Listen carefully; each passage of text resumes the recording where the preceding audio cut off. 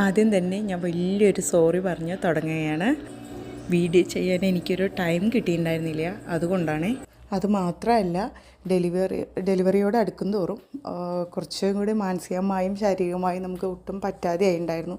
Delivery കഴിഞ്ഞപ്പോഴത്തേക്കും 2 കുഞ്ഞുങ്ങളും കൂടെ വേറെ ആരും ഹെൽപ്പിനില്ലാത്തതിൻ്റേതായിട്ടുള്ള ബുദ്ധിമുട്ടുകളും കുഞ്ഞുങ്ങളെ ടേക്ക് കെയർ ചെയ്യുന്നതിൻ്റെ അറിവില്ലായ്മയും എല്ലാം കൂടെ ഒരുപാട് ബുദ്ധിമുട്ടിലൂടെയാണ് കടന്നു പോയിട്ടുണ്ടായിരുന്നത്. അതുകൊണ്ടാണ് പിന്നെ വീഡിയോ ഒന്നും ഇടാൻ പറ്റാതിരുന്നത്. പിന്നൊരു കാര്യം എനിക്ക് പറയാനുള്ളത്, ഞാൻ IVF അല്ല, നോർമലായി പ്രഗ്നൻസി ആയതാണ്. പക്ഷേങ്കിൽ എൻ്റെ പ്രൊസീജിയറെല്ലാം IVFൻ്റെ രീതിയിലാണ് പോയിക്കൊണ്ടിരുന്നത്. അതുകൊണ്ടാണ് എനിക്ക് കറക്റ്റായിട്ട് IVFൻ്റെ കാര്യങ്ങളെല്ലാം പറഞ്ഞുതരാൻ പറ്റുന്നത്. പിന്നെ എൻ്റെ കൂടെ ഉണ്ടായിരുന്ന കുറച്ച് ഫ്രണ്ട്സുകളുണ്ടായിരുന്നു. അവിടെ നിന്ന് ഹോസ്പിറ്റലിൽ നിന്ന് പരിചയപ്പെട്ടാണ്. അവരുടെ അനുഭവം അവർ ഡെയിലി ഞങ്ങളായിട്ട് സംസാരിക്കുന്നത് വെച്ചുള്ളൊരു അനുഭവത്തിലാണ് ഞാൻ ബാക്കിയുള്ളവർക്ക് കൂടെ റിപ്ലൈ തരുന്നത് കേട്ടോ.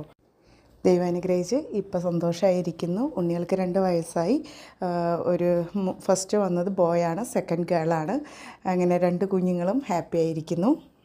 മെസ്സേജ് അയച്ച് ചോദിച്ചവർക്ക് എനിക്ക് കറക്റ്റായിട്ട് റിപ്ലൈ തരാൻ പറ്റിയിട്ടുണ്ടായിരുന്നില്ല. ഞാനിത് നോക്കുന്ന തന്നെ ഉണ്ടായിരുന്നില്ല. അതിനുള്ള ടൈമും എൻ്റെ മൈൻഡും ശരിയല്ലാത്തത് കൊണ്ടാണ്.